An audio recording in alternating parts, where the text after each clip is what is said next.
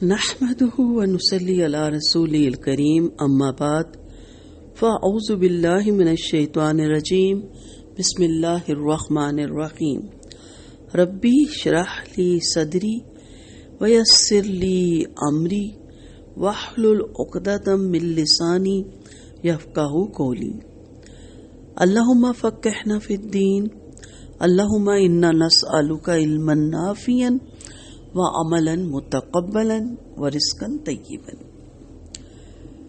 انشاءاللہ اللہ سے دعا گو ہوں اور پر امید ہوں کہ ہماری پارٹیسپیشنز میں زیادہ تر لوگوں کو یہ شعور آ گیا ہوگا، یہ سمجھ آ گئی ہوگی کہ میں کون ہوں۔ انشاءاللہ اس کو سوچنے میں، اس کو سمجھنے میں بارہا ساتھ ساتھ آپ کو مثالوں سے بھی سمجھانے کی کوشش کروں گی۔ اور دوسری چیز جو میں نے اپنے ٹاپک میں کہا تھا وہ تھا کہ جب سمجھ آ گئی کہ میں کون ہوں تو پھر اپنے اندر آپ نے جھانکنا ہے کہ یہ جو میں ہوں یہ میں بظاہر نظر آ رہی ہوں یا جو میں اندر ہوں وہ اور ہے اور جو باہر ہے وہ اور ہے۔ اور پھر تیسری چیز تھی کہ میرے یہاں دنیا میں آنے کا پھر مقصد کیا نعوذ باللہ اللہ نے کھیل تماشے کے لیے یہ دنیا بنائی اور مجھے تخلیق کر دیا؟ آپ سوچیں کہ اللہ نے جب تخلیق کیا زمین و آسمان کو اور پھر آخر پہ انسان کو، اشرف المخلوقات کو، تو اس کے ذہن میں، اس کی سوچ میں کوئی پلان تھا نا، بلکہ ہے، یا ایسے ہی یہ سارا تماشا لگا ہوا ہے؟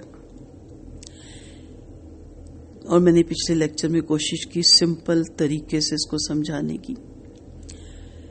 اور جب یہ سمجھ آ گیا تینوں چیزیں، تو سب سے پہلے یہ کام کیجئے کہ باقاعدہ کوئی وقت نکالیے جس میں آپ آرام سے بیٹھ کر تسلی سے زندگی کا رخ متعین کیجیے۔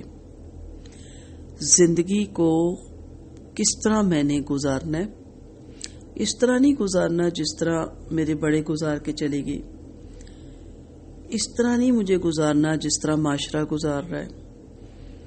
ہم تو کپڑے بھی معاشرے کو دیکھ کے پہنتے ہیں، کون سا پرنٹ ان ہے، کون سا فیشن ان ہے، چاہے وہ ہم پہ آؤٹ ہی لگے، چاہے ہم اس میں مس فٹ ہوں، چاہے وہ ہمیں سوٹ ہی نہ کرے، اور چاہے اس کو بنانے کے لیے ہمارے پاس سرمایہ بھی نہ ہو، لیکن ہم نے تو وہی لینا ہے کیونکہ چل رہا ہے۔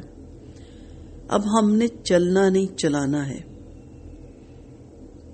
سمجھ آئی؟ اب ہم بہت چل لیے لوگوں کے پیچھے، معاشرے، سوسائٹی کے پیچھے، اب ہم نے چلانا ہے معاشرے کو اپنے پیچھے۔ ایک رخ متعین کیجئے۔ اس کی وجہ یہ کہ اس وقت ہمارے پاس جتنی زیادہ توانائی ہوتی ہے اتنی توانائی کے ساتھ جو کام ہو سکتے ہیں اگر وہ نہ کیے جائے تو پچھتاوا رہ جاتا ہے۔ کئی لوگ بڑھاپے میں پچھتاتے ہیں، کئی لوگ درمیانی ایج میں کہ کاش وقت کی قدر کی ہوتی، کچھ سیکھ لیا ہوتا۔ دنیا میں کاش کہہ لیں تو بہتر ہے، آخرت کے کاش سے اللہ تعالیٰ ہمیں بچائے کہ وہاں نہ پچھتاوے رہ جائے۔ لیکن اب یہ پچھتاوے لے کے نہیں بیٹھنا کہ میرا تو اتنی ایج ہو گئی۔ آپ میں سے کچھ بہت ایجڈ ہوں گے، کچھ درمیانی ایج کے ہوں گے، کچھ ابھی ٹین ایجر بھی ہو سکتے ہیں جہاں تک میری آواز جا رہی ہے، کچھ میریڈ ہیں، کچھ بچوں میں الجھے ہوئے ہیں، کچھ بہوؤں اور بیٹوں کے اس مسائل میں الجھے ہوئے ہیں، جو جاب والی ہیں وہ جاب کے مسائل میں الجھی ہوئی ہیں، ہاؤس وائف ہیں ان کے اپنے بڑے مسائل ہیں۔ اگر آپ پچھتائیں گے نا تو کل بھی کھویا اور آنے والا کل بھی کھو دیں گے۔ آپ کے پاس جو آج ہے وہ پچھتانے کے لیے نہیں، رونے کے لیے نہیں، سوچنے کے لیے۔ قدرت جتنے منٹس مجھے دے رہی ہے نا، اتنے ہی منٹس سب کو دے رہی ہے۔ اللہ بڑا انصاف والا ذات ہے، انصاف والی۔ اس نے نعوذ باللہ ظلم نہیں کیا کہ امیر کو زیادہ اور غریب کو کم، صحت مند کو زیادہ اور بیمار کو کم، کالے کو کم اور گورے کو زیادہ، سب کو۔ یہ بڑی قیمتی پونجی ہے، یہ بڑی قیمتی سرمایہ ہے۔ وقت کو سونا کہنا بھی وقت کی ناقدری ہے۔ گولڈ بھی کسی کے پاس زیادہ، کسی کے پاس کم ہے۔ یہ 24 گھنٹے اور اس میں اتنے منٹس، ایک ایک لمحوں کی حفاظت کرنی ہے ہمیں۔ وہی انسان ترقی کرتا ہے، وہی انسان آگے بڑھ جاتا ہے جو ان منٹس کو استعمال کرتا ہے۔ آپ میرا لیکچر سن رہے ہیں، منٹ کم ہوتے چلے جا رہے ہیں، رک نہیں رہے ہیں نا۔ جو توانائی آپ کے پاس ہے، جب آپ فارغ ہوں، بیٹھیں، یا رات کا ٹائم بہتر ہوتا ہے جب آپ اپنے بستر پہ جائیں، تو اپنے آپ سے یہ سوال ضرور کیجئے کہ آج کے 24 گھنٹوں میں کچھ تو سونے کے لیے، کچھ کھانے کے لیے، اس میں سے میں نے باقی منٹس کو کس طرح استعمال کیا۔ یہ کون کس طرح استعمال کرتا ہے، یہ آگے چل کے بات کریں گے۔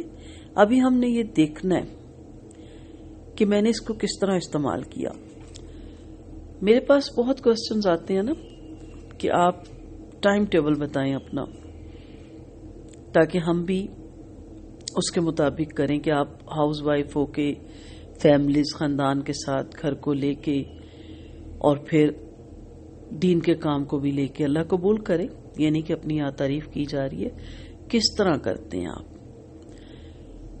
کس طرح کرنا ہے۔ سمپل سی بات ہے، ایک ایک لمحے کی حفاظت۔ چلتے ہوئے بھی وہ لمحے آپ کے پاس ہیں، بیٹھے ہوئے بھی آپ کے پاس ہیں، سوئے ہوئے بھی آپ کے پاس ہیں، آپ نے ان کی حفاظت کرنی ہے۔ انشاءاللہ وہ بھی ٹائم ٹیبل بھی آپ کو آگے ضرور بتائیں گے۔ یاد رکھیں کہ آپ کسی گاڑی پہ بیٹھ گئے، آپ کو اچانک پتا چلا کہ میں نے تو غلط گاڑی میں بیٹھ گئی، آپ ایک منٹ کے لیے رک جائیں گی، آپ برداشت ہی نہیں کریں گی، آپ کہیں گی گاڑی روکیں، گاڑی روکیں، میں نے اس پہ نہیں بیٹھنا تھا۔ اور اگر آپ کی اپنی گاڑی ہے، فوراً بریک لگا لیں گی۔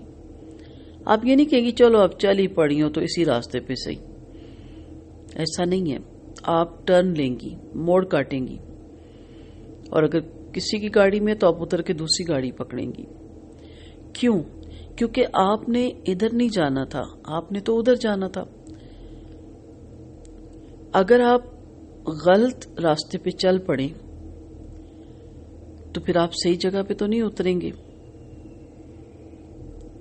اگر اس زندگی کے سفر میں خدا نخواستہ آپ غلط گاڑی پہ بیٹھی ہیں تو کہاں پہنچیں گی؟ یہ وقت واپس نہیں آئے گا۔ کیا یہ بٹن آپ دبا کے ممکن کر سکتی ہیں کہ میری جوانی واپس آ جائے؟ یہ ممکن نہیں۔ آپ کی عمر چاہے جتنی زیادہ کیوں نہ ہو جائے، جس لمحے آپ صحیح رخ کی طرف، صحیح سمت کی طرف پلٹتی ہیں، زندگی وہاں سے آپ کی شروع ہوتی ہے۔ بڑے بڑے ایسے لوگ ہیں جنہیں بہت آخری عمر میں جا کے سمجھ آئی، لیکن وہ جاتے جاتے بہت کچھ پھر اچیو کر گئے۔